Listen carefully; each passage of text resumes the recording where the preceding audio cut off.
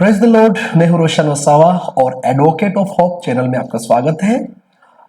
पिछले दिनों में मैंने आपके सामने एक श्रृंखला शुरुआत की थी और जिसका नाम था प्रभु की प्रार्थना को समझे, और जिसके ऊपर मैंने सिर्फ 2 ही वीडियो बनाए थे। लेकिन आप में से काफ़ी सारे लोगों की विनती होने के कारण मैं फिर से एक बार उस श्रृंखला को आगे बढ़ा रहा हूँ। पिछले दिनों में कुछ कारणवश मैं आपके बीच में उस श्रृंखला को पूरा नहीं कर पाया, but this time I hope आप मेरे लिए प्रार्थना करें कि मैं निश्चित रूप से इस संपूर्ण प्रार्थना के ऊपर ये जो वीडियो श्रृंखला है मैं आपके सामने पेश कर सकूं। तो जो मैं 2 वीडियो बनाए थे उसमें सबसे पहला वीडियो जो था वो प्रस्तावना के बारे में मैंने आपको सिखाया था कि ये प्रभु ने सिखाई हुई प्रार्थना वास्तव में क्या है, उसके बारे में मैंने आपको सिखाया था। और दूसरा जो वीडियो था उसमें मैंने प्रभु की सिखाई हुई प्रार्थना का जो पहला जो सेंटेंस है हमारे पिता हे हमारे पिता, उसके ऊपर हमने अध्ययन किया था, और जिसमें हमने देखा था कि यदि परमेश्वर पिता है तो उसके पितृत्व के क्या गुण लक्षण है, और संपूर्ण बाइबल के ऊपर हमने उसके कैरेक्टरिस्टिक ऑफ फादरहुड के ऊपर हमने स्टडी की थी। तो यदि परमेश्वर पिता है तो वो क्या है, वो कैसे है, वो क्या करता है, उसके ऊपर हमने देखा था। फिर से एक बार हम इस श्रृंखला के ऊपर जब हम देख रहे हैं तो उसी वचन के ऊपर, उसी आयत के ऊपर हम सोचेंगे। मत्ती रचित सुसमाचार उसका 6 अध्याय और 9 आयत में है हमारे पिता। यीशु मसीह ने जब ये प्रार्थना अपने चेलों को सिखाई तो उन्होंने इस तरह इस प्रार्थना की शुरुआत की, प्रारंभ किया, है हमारे पिता। तो यहाँ पे परमेश्वर को पिता के नाम देखा गया है, राइट। तो आज जब हम कह रहे हैं कि है हमारे पिता, यहाँ से जब हम वास्तव में उसको हम शुरुआत कर रहे हैं तो हमारा सवाल ये रहेगा, क्या हम परमेश्वर को पिता कह सकते हैं, राइट? क्या हम ईश्वर को अपना पिता कह सकते हैं, और कह सकते हैं तो किस सेंस में कह सकते हैं? यूनानी या ग्रीस में एक कवि था और जिसका नाम था आरातस, और ये जो आरातस नामक ये जो यूनानी कवि था ये किलिकिया का रहने वाला था। किलिकिया जो पौलस का जो गांव था तो उसके यही वो एरिया है, राइट। तो पौलस जहां से आता था यहाँ से ही ये बंदा आता था, आरातस। और ये आरातस नामक ये जो कवि है ये पौलस के पहले आ चुका था, मतलब ये करीबन 277 साल पहले, पौलस आने के पहले करीबन ऐसे मान लो 250 साल से पहले ही आ चुका था। और इन्होंने काफी सारी कविताएं लिखी थी, और जिसमें उन्होंने एक कविता लिखी थी, और उस कविता में उन्होंने ऐसा लिखा था कि वास्तव में इस दुनिया का हर एक व्यक्ति परमेश्वर की संतान है, ऐसा उसने लिखा था। और उसी कविता को पौलस ने दूसरी बार बाइबल में दोहराया है। यदि आप प्रेरितों के काम उसका 17 अध्याय और उसकी 28 आयत को आप देखें तो उस आयत में पौलस जब एथेंस के रहने वालों से बातचीत करते हैं तो वो कहते हैं कि देखो, आपके ही किसी यूनानी कवि ने ऐसा कहा है कि हम सब उसके संतान हैं, राइट। तो पौलस ने उस आयत में इस कवि की उस कविता का जिक्र किया है। तो जैसे ही मैंने आपको पूछा कि क्या इस दुनिया में रहने वाला हर एक व्यक्ति परमेश्वर की संतान है या अपने आप को परमेश्वर की संतान कह सकता है, चाहे वो कोई भी हो, चाहे वो किसी भी धर्म का विश्वासी हो, कोई भी चीज के ऊपर विश्वास करता हो, तो क्या वो परमेश्वर की संतान है? तो जब हम परमेश्वर की संतान इस बात को देखते हैं या परमेश्वर की बेटा बेटी इस बात को देखते हैं तो उसको 2 रीति से दिखा जाता है, आमतौर पर और आत्मिक रीति से। यदि हम आमतौर पे देखें, जनरली देखें, तो दुनिया का हर एक व्यक्ति, चाहे वो कोई भी हो, किसी भी देश से हो, किसी भी समाज का हो, किसी भी धर्म का या किसी भी जाति का हो, वो परमेश्वर की संतान है। क्यों? क्योंकि उस परमेश्वर ने ही तो उसको उत्पन्न किया है। तो परमेश्वर उत्पन्न करता है उस सेंस में, उस जरिए से इस दुनिया का हर एक व्यक्ति परमेश्वर की संतान है। मलाकी नबी उसके किताब में 2 अध्याय और 10 आयत में एक सवाल पूछते हैं, और ये सवाल वास्तव में उस सत्य को दोहराता है। वो कहा था, उसने कहा है, क्या हम सभी का एक ही पिता नहीं है? क्या एक ही परमेश्वर ने हमको उत्पन्न नहीं किया? तो यहाँ पे ये जो आयत है उसमें ये जो सवाल पूछे है, उस सवाल में वास्तव में ये सवाल का सत्य ये है, ये क्या सत्य प्रस्तावित करना चाहता है कि इस दुनिया के हर एक व्यक्ति को, चाहे वो किसी भी देश का हो, किसी भी जाति का हो और किसी भी धर्म का क्यों ना हो, परमेश्वर ही उसका उत्पन्न करता है, वो परमेश्वर से ही बनाया गया है। तो उस सेंस में वो परमेश्वर की संतान है। लेकिन स्पेशल सेंस में इस दुनिया का हर एक व्यक्ति परमेश्वर की संतान नहीं है। विशेष रिलेशनशिप की यदि हम बात करें तो इसको हम कैसे समझेंगे? महात्मा गांधी जी के बारे में आप बात कर लीजिए।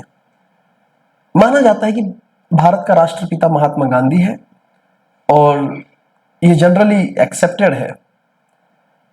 तो हम महात्मा गांधी को अपना राष्ट्रपिता कहते हैं, उसमें उसको पिता कह के संबोधित करते हैं। भले इस भारत का हर एक बंदा, जो भी व्यक्ति महात्मा गांधी को राष्ट्रपिता कहता है, वो उसको पिता कह के संबोधित करता है, लेकिन विशेष रीति से यदि देखें तो महात्मा गांधी हमारे पिताजी नहीं है। शारीरिक रीति से महात्मा गांधी के अपने खुद के संतान है जो उसको विशेष रीति से पिता कह सकते हैं। भले ही भारत का रहवासी अन्य लोग महात्मा गांधी को राष्ट्रपिता कहते हो, लेकिन that is a general sense, वो आमतौर पे उसको पिता कहते हैं, राष्ट्र का बनाने वाला। तो हम जब इस दुनिया का हर एक व्यक्ति परमेश्वर को पिता कहता है तो ये एक उत्पन्न करने वाला, और हम उसकी उत्पत्ति है उस नाई से हम उसको पिता कहते हैं। उसमें उस विशेष जो गहरा जो नाता होता है उसकी अनुभूति नहीं होती है। जब तक परमेश्वर की संतान हम नहीं बनते तब तक हमें उस विशेष या उस गहरे नाते की अनुभूति नहीं होगी। स्पेशल रिलेशनशिप परमेश्वर से कैसे हो सकता है? और उस सेंस में यदि हम कहें तो इस दुनिया का हर एक व्यक्ति परमेश्वर की संतान नहीं है। आमतौर पे हो सकता है लेकिन विशेष रीति से नहीं है। क्यों नहीं है? What is the reason? क्या कारण है कि इस दुनिया का हर एक व्यक्ति परमेश्वर की संतान नहीं है? मैं विशेष रीति से बात कर रहा हूं, आत्मिक रीति से बात कर रहा हूं।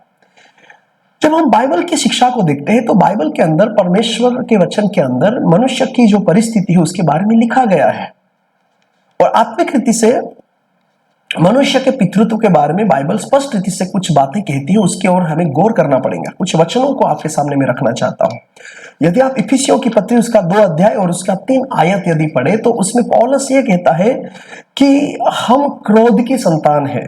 क्रोध की संतान, इसका मतलब ये होता है कि हम परमेश्वर के न्याय के हिस्सेदार हैं। परमेश्वर का जो क्रोध है वो हमारे ऊपर आने वाला है। तो क्या कारण हो सकता है कि हम क्रोध की संतान है, हम परमेश्वर की संतान नहीं है? हमारे पल्ले तो परमेश्वर का न्याय ही आने वाला है। तो उसका रीजन क्या है, हम उसके बारे में सोचेंगे। लेकिन जब हम मत्ती रचित सुसमाचार उसका 3 अध्याय और 7 आयत पढ़ते हैं तो वहां पे यूहन्ना बपतिस्मा करने वाला बपतिस्मा करता है, और उस समय कुछ धार्मिक अगुवे यूहन्ना बपतिस्मा करने वाले के सामने आते हैं। सदूकी लोग थे, फरीसी लोग थे, और वो आते हैं तो यूहन्ना उनको देखता है और उनको देखते ही कहता है कि हे सांप के संतानों, हे सांप के बेटे संतानों, पुत्र, ऐसा कहता है। क्या है? सदूकी या फरीसी लोग अपने आप को, उनकी जो एंसेस्टरी थी वो बड़े मानते थे कि हम जिस खानदान से आते हैं वो बड़ा खानदान है, वो बड़ा ही सम्मान प्रतिष्ठित खानदान है। लेकिन यूहन्ना बपतिस्मा करने वाला उनको कहता है हे सांप के संतानों। यहाँ पे सांप शब्द का जो उल्लेख किया गया है वो नेगेटिव सेंस में किया गया है, नकारात्मक सेंस में किया गया है। तो भले ही शारीरिक रीति से यहाँ पे फरीसी लोग या सदूकी लोग कुलीन घराने से आए होंगे, प्रतिष्ठित घराने से वे आए होंगे, लेकिन आत्मिक रीति से कुछ तो है कि जिनके कारण यूहन्ना बपतिस्मा करने वाला उनको सांप की संतान कहता है। और वो क्या है उसको समझना पड़ेगा। जब हम यूहन्ना रचित सुसमाचार उसका 8 अध्याय और उसका 44 आयत पढ़ते हैं, 44 या 44 वचन हम पढ़ते हैं, तो वहां पे यीशु मसीह यहूदियों से बातें कर रहे हैं। और जब वो यहूदियों से बातें कर रहे हैं तो यहूदियों से उन्होंने ये कहा कि तुम अपने पिता शैतान से हो। कमाल है, क्या मतलब हो सकता है उसका? यूहन्ना 8 अध्याय में यहूदी लोग ये बताते हैं कि हमारा जो पिता है वो इब्राहिम है, अब्राहम, और हम अब्राहम के संतान हैं, और अब्राहम के द्वारा ही हम उत्पन्न हुए हैं, उसी के ही हम वंशज हैं। तो वो काफी गर्व करते थे, गर्व महसूस करते थे कि हम इब्राहिम के संतान हैं, अब्राहम हमारा पिता है, अब्राहम के हम घराने में हमारा जन्म हुआ है। लेकिन यीशु मसीह उनसे कहता है कि नहीं, तुम्हारा पिता शैतान है। तो यहूदी लोग इसको कैसे मान लेंगे, किस सेंस में मान लेंगे? शारीरिक रीति से यदि आप देखें तो वे इब्राहिम के संतान थे, लेकिन यीशु मसीह उनको शारीरिक रीति से नहीं कहते, इनकी आत्मिक परिस्थितियों को जानकर कहते हैं कि तुम जो कुछ कर रहे हो ना, वो बता रहा है कि तुम इब्राहिम से भले ही शारीरिक रीति से आए हैं, लेकिन आत्मिक रीति से तुम्हारा पिता इब्राहिम नहीं हो सकता, वो शैतान है। और शैतान क्यों? तो यहाँ पे यीशु मसीह उनके स्वभाव के बारे में कहते हैं, उनके कैरेक्टर के बारे में कह रहे हैं, उनके नेचर के बारे में कह रहे हैं, उनके कार्य के बारे में यीशु मसीह यहाँ पे कह रहे हैं। क्यों ऐसा यीशु मसीह उनको कहते हैं? तो उसका कारण यह है कि उसी अध्याय में यीशु मसीह पाप का उल्लेख करते हैं। कहते हैं कि जो पाप करता है वो पाप का गुलाम है, पाप का दास है। तो क्योंकि तुम शारीरिक रीति से इब्राहिम के संतान होने के बावजूद भी यदि आत्मिक रीति से परमेश्वर के खिलाफ कार्य कर रहे हो, जो परमेश्वर को पसंद नहीं है, वो यदि तुम कर रहे हो, तो तुम शैतान की संतान हो, क्योंकि शैतान पहले से ही पाप करते आया है। और जो शैतान में पाया जाता है, यदि वही चीज तुम्हारे अंदर पाई जाती है, तो तुम शैतान के हो। तो क्या यहाँ पे शैतान शारीरिक पिता है? नहीं, शैतान शारीरिक पिता नहीं है, लेकिन पाप करने का स्वभाव, नेचर। और इसलिए आप यदि पहला यूहन्ना उसका 3 अध्याय और 8 आयत को पढ़ेंगे, पहला यूहन्ना 3 अध्याय 8 आयत को, तो वहां पे फिर से एक बार लिखा गया है कि जो कोई पाप करता है वह शैतान की ओर से है, वो शैतान की संतान है। आप यहाँ पे गौर कीजिएगा, जो कोई पाप करता है वो शैतान की संतान है, मतलब वो शैतान की ओर से आया है। और उसी अध्याय में यदि आप आगे पढ़ेंगे तो 10 आयत में वहां पे कैन के बारे में लिखा है। कैन जो हाबिल का बड़ा भाई था, और 3:12 में कैन के बारे में लिखा है। लेकिन 3:10 में लिखा है कि शैतान की संतान और परमेश्वर की संतान कौन है? तो वहां पे लिखा है कि जिसमें कोई भी धार्मिकता नहीं है वो शैतान का संतान है, और जो अपने भाई से प्रेम नहीं रखता वो शैतान का संतान है। और उसका उदाहरण करके कैन को वहां पे उसका उल्लेख किया गया है कि कैन ने अपने भाई की हत्या की, तो वो शैतान की ओर से था, वो दुष्ट की संतान था।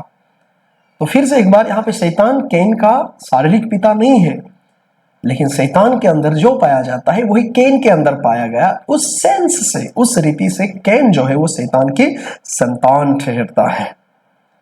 और उस तरह आत्मिक रीति से इस दुनिया का हर एक व्यक्ति परमेश्वर की संतान नहीं है, क्योंकि हम परमेश्वर के खिलाफ बगावत करते हैं, हम परमेश्वर के विरुद्ध में पाप करते हैं। हम परमेश्वर के वचन में जो नहीं लिखा है या जिस चीज को मना किया है वो चीज यदि करते हैं, तो हमारा पिता परमेश्वर कैसे हो सकता है? और हम कैसे अब परमेश्वर को हमारा पिता कह सकते हैं? जबकि रोमियो की पत्री उसका 3 अध्याय और 23 आयत में लिखा है कि हम पाप करने के कारण परमेश्वर से दूर हो गए हैं, यार, अवे फ्रॉम गॉड। और कोई भी व्यक्ति परमेश्वर का खोज नहीं कर सकता, कोई भी व्यक्ति परमेश्वर का खोजी नहीं है, क्योंकि वो पाप करने वाला है। तो आत्मिक रीति से we are not of God, हम परमेश्वर के नहीं है। जनरल सेंस में हम परमेश्वर की संतान है, क्योंकि परमेश्वर ने उत्पन्न किया है। वो तो इस दुनिया का हर एक बंदा परमेश्वर की संतान हो सकता है, उत्पन्न करने के सेंस में, उत्पत्ति और उत्पन्नकर्ता के रिलेशनशिप में, लेकिन विशेष रीति से हम परमेश्वर की संतान नहीं है। तो फिर हम, यीशु मसीह ने ऐसा कैसे सिखाया कि हे हमारे पिता, हम कैसे अपने आप को परमेश्वर की संतान कह सकते हैं और परमेश्वर को पिता कह सकते हैं? वो क्या है जिसके कारण ये जो नाता है वो नाता वहां पे प्रस्थापित होता है? आइए हम उसके बारे में थोड़ी बार हम चर्चा करें। आप इफिसियों की पत्री उसका 2 अध्याय और यदि उसके 8 आयत को पढ़ेंगे तो उसमें पौलुस कहता है कि क्योंकि विश्वास के द्वारा अनुग्रह से ही तुम्हारा उद्धार हुआ है, और यह तुम्हारी ओर से नहीं वरन परमेश्वर का दान है। यहाँ पे पौलुस उद्धार के बारे में कहता है, और यही बात हम परमेश्वर की संतान कैसे हुए उसके साथ हम लागूकरण कर सकते हैं। हम में क्या कुछ अच्छी बात है कि जिसके कारण हम परमेश्वर की संतान बन जाते हैं, या हमने कुछ अच्छा किया है परमेश्वर के मन भावना के साथ, जो पसंद है परमेश्वर को, वो अच्छी चीज कर ली है और इसलिए परमेश्वर हमें संतान और उसको हम पिता कह सकते हैं, वो अधिकार देता है? नहीं, हम में वो योग्यता नहीं है, हम में वो कोई अच्छाई नहीं है कि परमेश्वर की संतान हम ठहरे। ये तो केवल परमेश्वर के अनुग्रह के द्वारा है। ये परमेश्वर का अनुग्रह, जिसके हम योग्य नहीं है उसके लिए हमें योग्य ठहराया है, और हम विश्वास कर सके ये भी परमेश्वर के अनुग्रह से है। हम विश्वास कर सकते हैं, ये भी परमेश्वर के अनुग्रह से ही है, क्योंकि विश्वास करने की क्षमता भी हमारे अंदर नहीं है। It is only the work of God. तो परमेश्वर के अनुग्रह से ही हम विश्वास करते हैं, और विश्वास के द्वारा हमारा उद्धार हुआ है, और ये हमारे अंदर से नहीं है। This is not from us. ये जो अच्छी बात हुई है हमारे अंदर से तो नहीं है, हमारे विचारों से नहीं है, हमारे ज्ञान से नहीं है, ये परमेश्वर की ओर से, ये परमेश्वर का दान है। तो हम यदि परमेश्वर के संतान ठहरे हैं तो ये प्रक्रिया भी परमेश्वर की ओर से कर दी गई है। वो क्या प्रक्रिया है, मैं दो बातें आपके सामने रखना चाहता हूं। सबसे पहली बात, पवित्र आत्मा के द्वारा किया गया नूतनीकरण, जिसके द्वारा हम परमेश्वर के संतान ठहरते हैं, मतलब नया जन्म, नए सिरे से जन्म लेना। यदि आप यूहन्ना की किताब उसका 3 अध्याय 1 से 8 आयत पढ़ेंगे तो यीशु मसीह ने वहां पे नए सिरे से जन्म लेना, न्यू बर्थ के बारे में कहा है। और यदि हम किसी परिवार के अंदर हमें संतान बनना है तो उस परिवार के अंदर हमें जन्म लेना पड़ता है। उसी सेंस में यदि हमें परमेश्वर की संतान बननी है तो हमें परमेश्वर के परिवार में जन्म लेना पड़ेगा। लेकिन ये कैसे हो सकता है? क्या हम अपने आप परमेश्वर के परिवार में जन्म ले सकते हैं? नहीं, नो वे। ये पवित्र आत्मा का कार्य है। पवित्र आत्मा के द्वारा जब हमारा नूतनीकरण किया जाता है तभी हम परमेश्वर के परिवार के अंदर जन्म ले सकते हैं, हम परमेश्वर के संतान ठहर सकते हैं।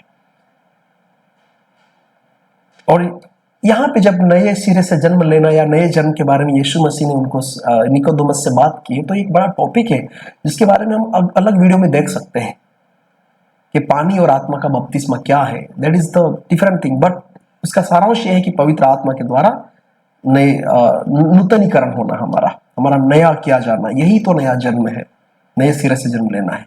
और ये किस तरह किया जाता है? यदि आप यूहन्ना रचित सुसमाचार उसका 16 अध्याय और उसी अध्याय के यदि आप 8 और 10 आयत को पढ़ेंगे तो पवित्र आत्मा का कार्य जो हमारे पापों को याद दिलाता रहता है। पवित्र आत्मा इस दुनिया के हर एक व्यक्ति के पापों को स्मरण दिलाता रहता है और निरुत्तर कर देता है। और जब पवित्र आत्मा कार्य करता है तो वो हमारे अंदर नूतनीकरण करता है।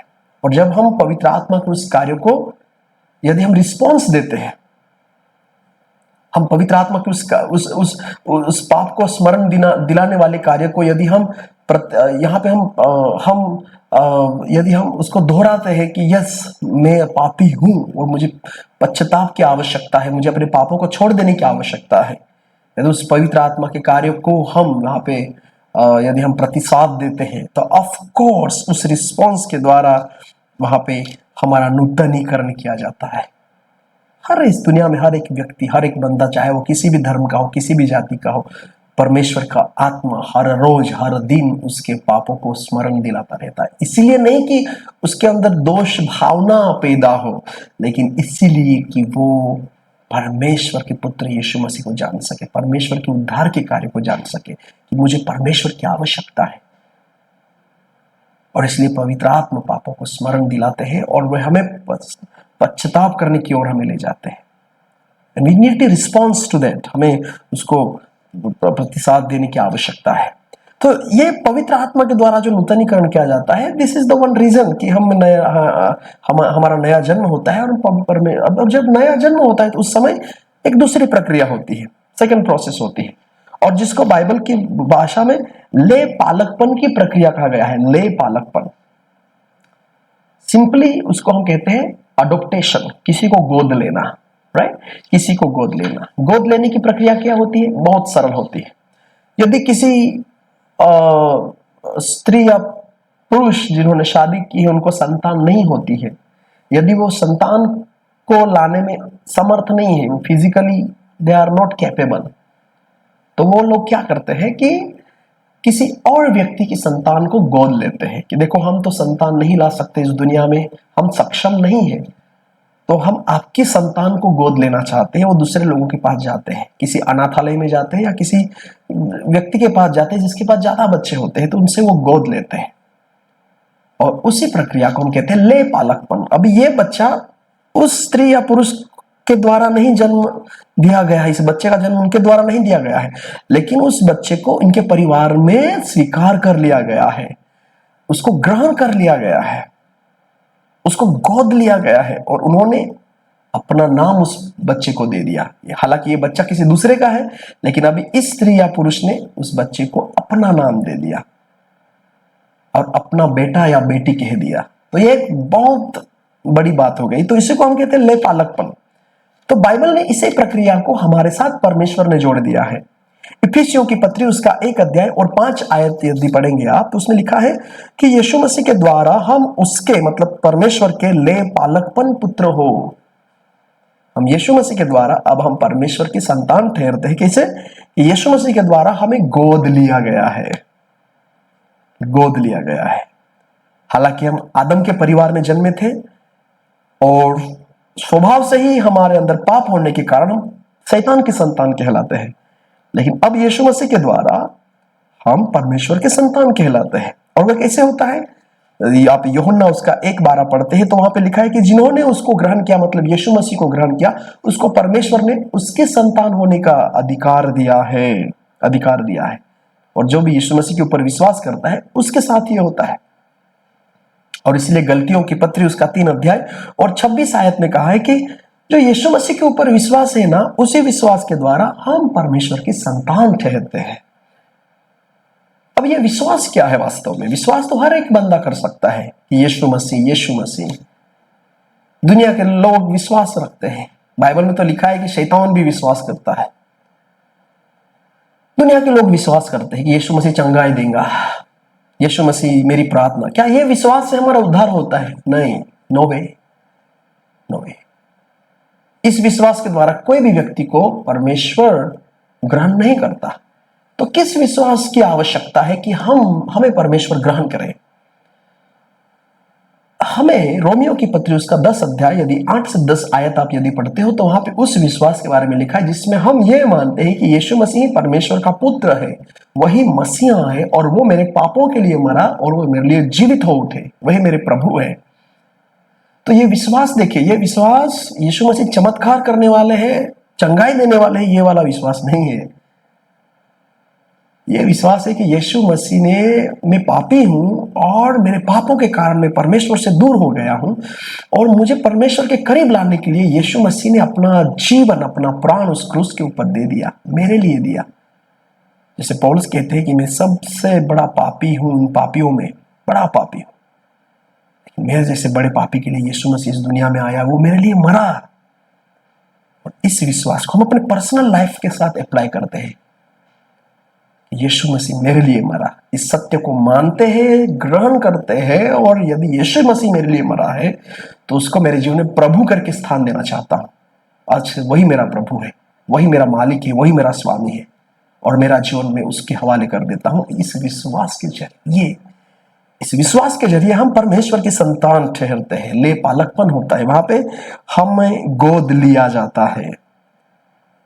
और इसलिए रोमियो की पत्री उसका 8 अध्याय और 15 आयत में कहा है कि हमें ले पालकपन की आत्मा मिली है, हमें गोद लिया गया है। जो पवित्र आत्मा हमें दिया गया है, ये उस बात की गारंटी है कि हमें गोद लिया गया है। जब किसी बच्चे को गोद लेते हैं ना, तो गोद लेने से पहले जो भी व्यक्ति उसको गोद लेता है, उसकी जो संपत्ति होती है, उस समय गारंटी के रूप में उस संपत्ति का उसे हिस्सेदार बनाना पड़ता है। और जब उसको हिस्सेदार बना दिया जाता है तभी उसे बच्चे को उसको गोद दिया जाता है। चाहे उसका घर हो, जमीन हो, जो भी कुछ हो, उसके अंदर उसका हिस्सा वहां पे रखा जाता है। उसको गारंटीड प्राइस या गारंटीड जो हिस्सा होता है, हक होता है, वो उसको लिखा जाना चाहिए, तो उसके वो संतान बनती है, उसको गोद दिया जाता है। उसी तरह जब परमेश्वर ने हमें गोद लिया तो उस समय ये गोद लेने की जो प्रक्रिया थी वो पहले से ही ठहराई गई थी। इफिसियों की पत्री उसका 1 अध्याय 4 आयत में लिखा है, हमें चुन लिया गया है ताकि हमें गोद लिया जाए।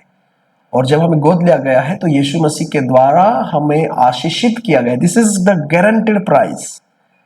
और गारंटी है पवित्र आत्मा, ले पालकपन का आत्मा जो हमें दिया गया है। और उसी कारण जब हमें ले पालकपन का आत्मा मिला है तो जिससे हम परमेश्वर को ईश्वर नहीं कहते, अब हम बहुत दूरी का रिश्ता नहीं बनाए रखते। अब हम ये गोद लेने वाले परमेश्वर को हम अब्बा और पिता कहते हैं, अब्बा और पिता कहते हैं। तो आपने देखा इस तरह हमें अब्बा और पिता कहने का हक मिला है, हक अदा किया गया है इस प्रक्रिया के तहत। पहले हम परमेश्वर से दूर थे, हम में से हर एक व्यक्ति पाप करने के कारण हम शैतान की संतान कहलाई गई, हम ईश्वर के नहीं थे। लेकिन प्रभु की स्तुति हो कि उसने अपना बेटा दिया, उसके मृत्यु के द्वारा उसके ऊपर विश्वास कर जाने के कारण, और ये परमेश्वर का अनुग्रह है कि जिसके ही कारण हमें गोद लिया गया है, हमारा नया जन्म हुआ है परमेश्वर के परिवार में, और इस तरह हम परमेश्वर को पिता कहते हैं, राइट। तो यही कारण है कि यीशु मसीह जब कहते हैं हे हमारे पिता, तो है हमारे पिता कहने के लिए आवश्यक है कि आपको इस बात के अंदर आप मजबूत हो जाए कि मेरा उद्धार हुआ है, मेरा नया सिरे से जन्म हुआ है, और यीशु मसीह के ऊपर विश्वास करने के द्वारा मैं परमेश्वर का संतान, बेटा या बेटी ठहराई गई हूं। इसके बिना आप परमेश्वर को पिता नहीं कह सकते। हाँ, उसको एक उत्पन्न करने वाला करके पिता कह सकते हैं, बट स्पेशल सेंस में नहीं, विशेष रीति से उसको आप पिता नहीं कह सकते। उस बात का आप अनुभव ही नहीं कर सकते, उस रिश्ते का आप अनुभव ही नहीं कर सकते, उस रिश्ते का जो सामर्थ्य है उसको आप पहचान ही नहीं सकते जब तक आपका उद्धार नहीं होता है। अब आखिरी में, जबकि आप और मेरा उद्धार हो चुका है और हम परमेश्वर की संतान बन गए हैं और हम परमेश्वर को पिता कहकर हम प्रार्थना करते हैं, तो परमेश्वर के पिता कह के प्रार्थना करना वास्तव में 3 चीजें दर्शाता है। एक, परमेश्वर की संतान होने के नाते जब हम परमेश्वर को पिता कहते हैं तो यहाँ पे 3 चीजें दर्शाई जाती है, या 3 चीजों को हम देख सकते हैं। सबसे पहली बात, जब परमेश्वर हमारा पिता है और हम उसकी संतान है और हम उसको पिता कहकर बुलाते हैं, संबोधन करते हैं, तो हमारे लिए प्रार्थना करना भीख मांगना नहीं है, हमारे लिए प्रार्थना करना विनती करना है, विनती करना है, राइट। ये बेगिंग नहीं है, प्रार्थना करना बेगिंग नहीं है। अब जब परमेश्वर के पास जाते हो तो एक जमींदार की नहीं, उसको नहीं देखते कि यह एक बड़ा जमींदार है, देखो परमेश्वर जो है एक बड़ा जमींदार है, उसके पास बहुत सारा खजाना है, बहुत सारा पैसा है और मुझे पैसे की आवश्यकता है, मुझे उससे कर्ज लेना है, तो हम उसको भीख मांगते हैं, जमींदार मुझे भीख दे दो, मुझे आवश्यकता है, मुझे कर्ज दे दो। और जब हम कर्ज मांगते हैं तो हम जैसे मानो भीख मांगते हैं। नहीं नहीं नहीं, अब जब हम परमेश्वर को पिता कहते हैं तो ये जो सिनेरियो है, ये जो दृश्य है वो बदल जाता है। अब हम किसी जमींदार के पास नहीं खड़े हैं, हम अपने पिता के पास खड़े हैं, हम उससे भीख नहीं मांगते हैं, हम उससे विनती करते हैं अपने पिता से, पिताजी ये है मेरी आवश्यकता, मुझे इस चीज की जरूरत है। और जब आप इस नजरिए से प्रार्थना को देखते हैं तो you are so powerful and you are so confident, right. एक बेटा कितना भी मतलब नालायक क्यों ना हो, जब अपने पिता के पास जाता है तो वो भीख नहीं मांगता अपने पिता से, वो अपने पिता से विनती करेगा। उसको 2 बातों की गारंटी होती है, जब अपने पिता से मांगता है ना एक बेटा, तो 2 बातों की गारंटी होती है। एक, पहली बात तो ये हमारा पिता है, चाहे कुछ समय के लिए वो मेरे ऊपर क्रोध करके बैठा हो, लेकिन वो मुझे देगा, मेरी आवश्यकता पूरी करेगा, ये इस बात की उसको गारंटी होती है। और दूसरी गारंटी ये होती है कि यदि मेरा पिता मुझे मेरी आवश्यकता को पूरा नहीं करेगा तो जलील भी तो नहीं करेगा, अपमानित भी नहीं करेगा। इसी चीज को यदि हम किसी कर्जदार के पास जाए या किसी जमींदार के पास जाए और यदि हम कोई कर्ज मांगते हैं या भीख मांगते हैं और यदि हमें वो भीख नहीं मिलती है तो हम अपने आप को अपमानित महसूस करते हैं। लेकिन जब अपने पिता के पास मांगते हैं, नहीं मिलता है तो अपमानित नहीं महसूस, हाँ दुख तो होगा लेकिन अपमानित नहीं महसूस करते। यही तो चीज है, जब अपने पिता से प्रार्थना करते हैं तो भीख नहीं मांगना है, विनती करना है। और पौलुस इस बात को फिलिपियों की पत्री उसका 4 अध्याय और 6 में दोहराता है। फिलिपियों की पत्री 4 अध्याय और 6 में दोहराता है कि विनती करो, विनती। इसलिए बाइबल में ये जो शब्द इस्तेमाल किया गया है ना, ग्रीक शब्द, यूनानी शब्द प्रोस्यूकेमे, विनती करना, right. We are requesting to God, requesting to God. प्रार्थना को विनती कहा गया है, रिक्वेस्ट कहा गया है, प्रोस्यूकेमे कहा गया है। इस तरह प्रार्थना आप करते हैं जब आप परमेश्वर को पिता कहते हो। दूसरी बात, जब आप परमेश्वर को पिता कह के प्रार्थना करते हो, दैट टाइम अभी आपको किसी विशेष व्यक्ति की आवश्यकता नहीं है कि जो आपके और परमेश्वर के बीच में मध्यस्थ हो। और आप उस व्यक्ति के कंधे के ऊपर बैठ के परमेश्वर के पास जाओ, उसकी आवश्यकता नहीं है। बहुत लोग ऐसा करते हैं,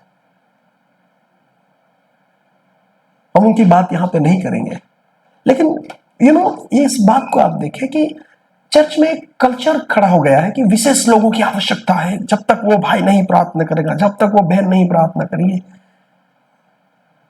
ये क्या है भाई? आपको यदि परमेश्वर ने पिता कहने का अधिकार दिया है, अब्बा कहने का अधिकार दिया है, आपको ले पालकपन का आत्मा आपके अंदर है, आपको ग्रहण कर लिया गया है, तो why you need other person?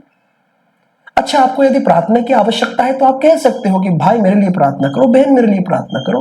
पौलुस भी तो कहता है मेरे लिए प्रार्थना करो, आप मैं अच्छी रीति से सुसमाचार कह पाऊं, इसलिए मेरे लिए प्रार्थना करो, मुझे प्रार्थना की आवश्यकताएं हैं, पौलुस खुद कहता है। लेकिन इसका मतलब यह नहीं है कि हमें किसी विशेष व्यक्ति की आवश्यकता है जो मेरे और परमेश्वर के बीच में, मेरे पिता के बीच में मध्यस्थ बने।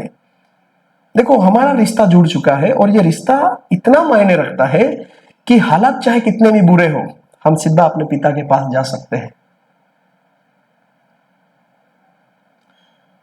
इसको ऐसा समझो कि जब वो खोया हुआ जो उड़ाऊ पुत्र था ना, उसने बहुत गलती की थी, बहुत गलती की थी, अपने पिता का मन बहुत दुखाया था, बहुत हालत खराब थे। लेकिन जब वो अपने पिता के पास लौटा तो किसी घर के किसी बंदे को नहीं लेके गया कि चलो मेरे पिता के पास थोड़ा मध्यस्थी करके दो, नहीं। या किसी गांव के किसी बुजुर्ग को नहीं लिया कि आप मेरे पिता के पास चलो, मेरे साथ चलो और मेरे लिए सिफारिश करो, मध्यस्थ करो, कोई उसका बेटा लौट आया है। नहीं, बेटा खुद पिता के पास जाता है। आपके और मेरे प्रार्थना जो हमें सीधा पिता से करना चाहे, वे प्रार्थना में ये मध्यस्थ कहां से आ गए हैं? ऐसे लोग जो अपने आप को कहते हैं कि देखो हम विशेष लोग हैं, आप हमारे पास आओ तो ही परमेश्वर हम आपकी प्रार्थना सुनेंगे। This is not from God, ये परमेश्वर की ओर से नहीं है।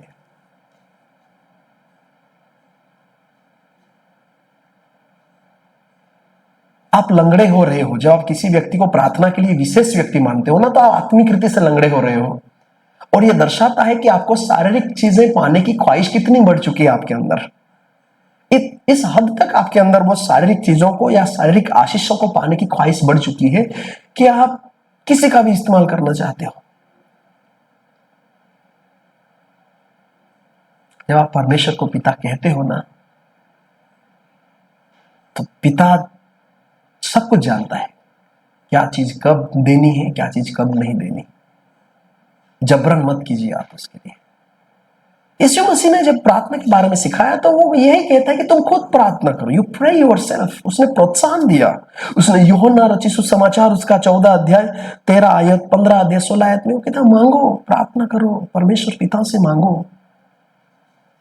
वो हर एक विश्वासी को, हर एक व्यक्ति को, हर एक शिष्य को प्रार्थना करने के लिए प्रोत्साहित करता है, ना कि किसी विशेष मध्यस्थ रखने की। अब हमें कोई वकील की आवश्यकता नहीं है, हमारी वकालत हो चुकी है यीशु मसीह के द्वारा। और उसी के वकालत के जरिए ही हम परमेश्वर की संतान ठहरे हैं। You are so powerful and precious. जब आप परमेश्वर को पिता कहते हो और यदि आप परमेश्वर के साथ आपका रिश्ता जुड़ चुका है, आप परमेश्वर की संतान हो गए हो, तो आपके अंदर एक सामर्थ्य रखा गया है और आप बहुत ही मूल्यवान हो। आप किसी भी जगह से, किसी भी समय अपने पिता से बात कर सकते हो। और आखिरी बात, जब आप परमेश्वर को पिता कहते हो तो उसका मतलब यह है कि आपको अभी पिता के सिंहासन के पास जाने का साहस है, करेज है। अब आपको डर नहीं है। You have courage to talk with God. जब यशायाह ने पुराने नियम में अपने किताब में लिखा है कि जब उसने परमेश्वर के सिंहासन को देखा तो वो डर जाता है, वो अपने आप को छुपा लेता है।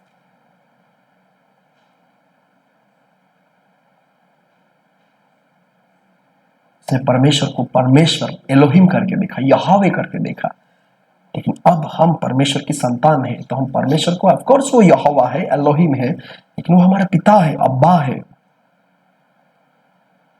और अब हमें वो साहस है कि हम उसके सिंहासन के पास जा सकते हैं, उसके करीब जा सकते हैं।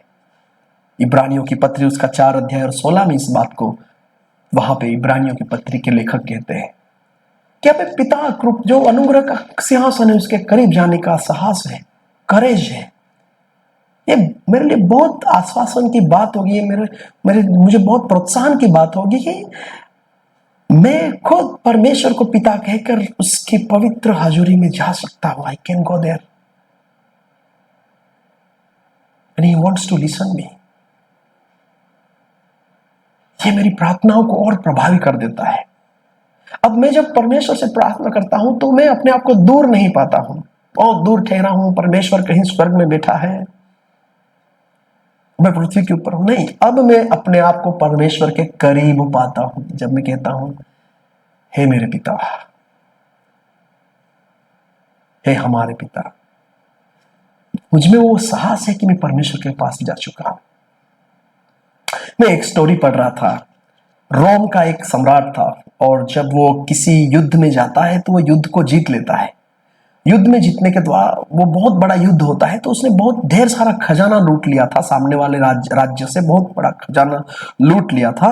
और वो अपने लूट को लेके अपने रोम शहर में जब वापस आता है तो वो चाहता है कि एक मतलब प्रोसेसन निकले, एक जुलूस निकले और सब लोग देखे, राजा को देखे और उस जो खजाना वो लूट के लाया है पड़ोसी देश से उसको भी देखे। तो रोम के सारे गलियों में लोग बैठे हैं, अपने अपने घरों में खिड़कियों से झांक रहे हैं, दरवाजों से झांक रहे हैं और राजा रोम की गलियों के बीच में से चल रहे हैं। सब लोग राजा की जय कर रहे हैं क्योंकि राजा ने बहुत बड़े युद्ध में विजय पाई थी और राजा गर्व से चल रहा है। उस समय कोई भी व्यक्ति राजा के पास नहीं आ सकता था क्योंकि राजा के आसपास बहुत सारे सैनिक थे, सेनापति लोग थे और कोई भी व्यक्ति को वो अनुमति नहीं थी कि वो राजा के पास आके बातें कर सके। तो राजा चलते हैं रोम की गलियों में, उतने में एक बच्चा आता है, दौड़ दौड़ के आता है और वो राजा के करीब आना चाहता है। तो एक सेनापति होता है, उस बच्चे को उठा लेता है, वो सैनिक होता है, बच्चे को उठा लेता है, कहता है बच्चे तू उस राजा के करीब नहीं जा सकता। तो बच्चे ने क्या कहा सुना? उसने ये कहा कि वो तुम्हारे लिए राजा है लेकिन वो मेरा पिता है। वास्तव में ये बच्चा कोई और नहीं लेकिन इस राजा का पुत्र था।